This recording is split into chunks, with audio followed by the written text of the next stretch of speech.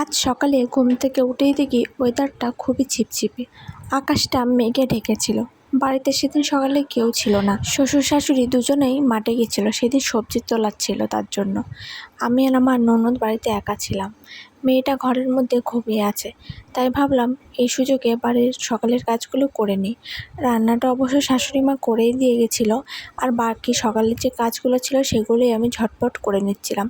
কেননা মেয়েটা ঘুম থেকে উঠলে যে আমি এইসব কাজগুলো করতে আমার অনেক লেট হয়ে যাবে। আর আজ তো দিন যতই আকাশে মেঘলা থাকুক না কেন, ভীষণই গরম পড়ছে। এই গরমের ওয়েদারে মেয়েটা সারাদিন ঠিকভাবে ঘুমাতেই পারছে না। সারাদিন কেমনটা খুঁতখুত করছে, গায়ে কোনো রকম কোনো জামা রাখতেই দিচ্ছে না। তো hello guys, welcome back to my channel. আমি তাপসী চলে আসলাম নতুন আর একটা ব্লগ ভিডিও নিয়ে। তোমরা দেখছো তাপসীর লাইফস্টাইল। তাহলে চলো, একজন নতুন মায়ের সারাদিনটা শ্বশুরবাড়িতে কেমন কাটছে সেটাই তোমাদের সাথে শেয়ার করা যাক। ভিডিওটা কিন্তু পুরো অবশ্যই দেখতে হবে, নাহলে কিন্তু অনেক কিছু মিস করে যাবে। অনেক দিন পর আজকে একটু ঘুরতেও যাব, সেটাও তোমাদের সাথে অবশ্যই শেয়ার করব। তো সকালবেলা মুখ টুক ধুয়ে নিয়ে তারপরে আমি ঘরে যাব। মেয়েটা ওইদিকে উঠে পড়েছে কিনা আমি সেটাও জানি না, কিন্তু ঘরে গিয়ে দেখলাম যে মেয়েটা উঠে একা একাই খেলা করছে। সেটা দেখে তো আমি খুবই অবাক হলাম। ওরকম মাঝে মধ্যেই করে, চুপচাপ খেলা করে সকালবেলাটা উঠে। তারপর আমি ঘরে গেলেই মিষ্টি একটা হাসি দেয়। ওর হাসিটা দেখলে আমার দিনটা শুরু হয়, আর সারাদিনটা ওর হাসি কান্না খুশি সব কিছু নিয়েই চলে। মা হওয়ার পরে না নিজের কথা ভাবতে ভুলেই গেছি। কি করে নিজের সন্তানের ভালো হবে সেটা ভাবতে ভাবতে দিন চলে যায়। মেয়ে যখন প্রথম পেটে আসলো সেই থেকে আমি কোথাও ঘুরতে যাইনি, একটা দিনের জন্যেও যাইনি। খুব ইচ্ছা করে মাঝে মধ্যে কোথাও একটা গিয়ে ঘুরে আসি, কিন্তু যাওয়াই হয়ে ওঠে না। কী করে যাব? মেয়েকে বাড়িতে একা রেখে কোথাও গিয়ে যে আমি শান্তি পাবো না। আর ওকে নিয়ে এখন ঝমঝম কোথাও আমি যেতেও পারি না। আগের ব্লগেই বলেছি যে মেয়েকে নিয়ে বেশিক্ষণ হাঁটতেই পারি না। তা কোথাও কী করে যাব বলো? তার জন্য যেতে পারি না। কিন্তু আজকে ভেবেছিলাম যাব একটু, মেয়েকে রেখেই যাব।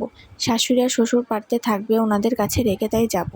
সকালবেলা কিন্তু শাশুড়ি মা রান্না করে মাঠে গেছে, কেননা মেয়েকে কোলে নিয়ে আমি রান্না করতে পারি না, হয়ে ওঠে না। কিন্তু সেটা আমাদের মুখে রোচেনি, তাই আমি আর আমার ননদ আবার পাস্তা বানিয়ে খাচ্ছিলাম। আমি পাস্তা বানানোর ওখানে একদমই যাইনি, সবটাই আমার ননদ করেছে। আমি মাঝে মধ্যে একটু দেখতে গেছিলাম যে পাস্তা বানানো কত দূর হলো। আর এদিকে এসে মেয়ের সাথে কিছুক্ষণ খেলা না করলে মেয়ে কান্না করতেই থাকবে। কোলের থেকে নিচে নামিয়ে দিয়েছি মানে ওর সাথে খেলা করতে হবে, এটাই নিয়ম। সকালে ভাত থাকা সত্ত্বেও কতখানি পাস্তা করে দিয়েছে। আমি বললাম আমি এত পাস্তা খেতে পারবো না, কিন্তু বললো খেয়ে নাও, পরে আবার ভাত খেয়ে নিও। ঠিকই বলেছে। পরে আমি ভাত না খেলে মনে হবে যেন সারাদিন আমি কিছুই খাইনি, খুবই খিদে পেয়ে যায়। কী আর করা যাবে বলো? তো পাস্তা তো সবটা খেয়ে নিলাম। আর পাস্তা খাওয়া শেষ করতে না করতেই শ্বশুর শাশুড়ি মাঠের থেকে চলে এসেছিলো। তারপর সকালবেলা খাওয়া দাওয়া করে নিলাম।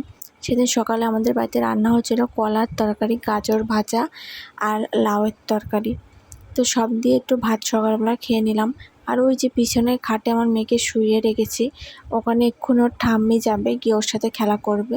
আর সেই সুযোগে আমি ভাতটা খেয়ে নেব। ভাতটা খেতে বসলে একটু তাড়াহুড়োই লেগে যায়, কেননা মেয়ে তখনই কান্না করবে এমন ভাব নেই। ওই জন্য ভাত খেতে বসে একটু হুটোপাটাই লেগে যায় আমার। খাওয়া দাওয়া শেষ করার পরে মেয়েকে আগে স্নান করিয়ে দিয়েছিলাম। স্নান করিয়ে ওকে শুইয়ে দিয়েছিলাম, তখনও ও ঘুমায়নি।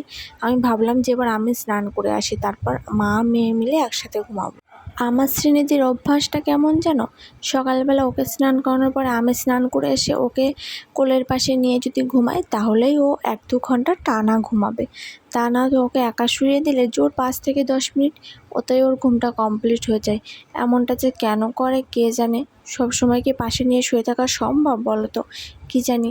তারপর আমাদের বাড়িতে একটু সিমই ছিল, সেটা খাওয়া দাওয়া করেছিলাম আমি চান করার পরে। তারপর দুজনে মা মেয়ে মিলে একটু ঘুমিয়ে নিলাম।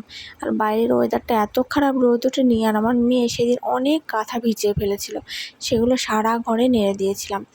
সেদিন দুপুরে আমাদের বাড়িতে রান্না হয়েছিল মাংস, স্যালাড ছিল, আর এই প্রথম আমের চাটনি খেলাম। এবছরের প্রথম আমের চাটনি। আমরা বলাবলি করছি যে এই আমের চাটনি, বছরের প্রথম আমের চাটনি খেয়ে বুক ধড়ফড় করবে দেখিস। আমি আর আমার ননদ এত মজা করে এসব গল্প নিয়ে। ওই যে সকালে স্নানের পর একটু ঘুমিয়েছি, আর কিন্তু সারাদিন ঘুমাবে না। দুপুরবেলা ওকে নিয়ে এইভাবে আমি মজা করতে থাকি, আর ঘাড় পিঠও আমার খুবই যন্ত্রণা করে। বলেছিলাম না আজকে এক জায়গায় যাব মেয়েকে রেখে, মেয়েকে ওইদিকে ঘুম পাড়িয়ে রেখেছি। তারপরে আমি আর আমার ননদ গুছিয়ে কিন্তু বেরিয়ে পড়েছি। এই দেখো আমাদের বাড়ির পাশে একটা পার্ক বলতে পারো, পার্ক মতন ছোটোখাটো জায়গা। তো সেখানেই গেছিলাম। গিয়ে দেখি এমন কেউই নেই, আমরা একটু বেলাতেই চলে এসেছিলাম। একটু সন্ধ্যার দিকে এখানে সবাই আসে, তার জন্য এখানে তেমন কেউই ছিল না। জায়গাটা একেবারে খারাপ না, মোটামুটি ছিল। জলের মধ্যে দুটো বোট ছিল, ইচ্ছে করছিল বোটটা চড়তে, কিন্তু ওখানে যাওয়ার পর বুঝলাম যে কোথাও গিয়ে এখন আমার একটুও শান্তি নেই। ওখানে গেছিলাম, ভাবলাম একটু মোমো খাবো বসে, কিন্তু বাড়ির জন্য এত চিন্তা হচ্ছিল না। ওখানে বসে একটু চা খেলাম, খেয়ে আমি বললাম মোমোটা প্যাক করে নিয়ে বাড়ি চল।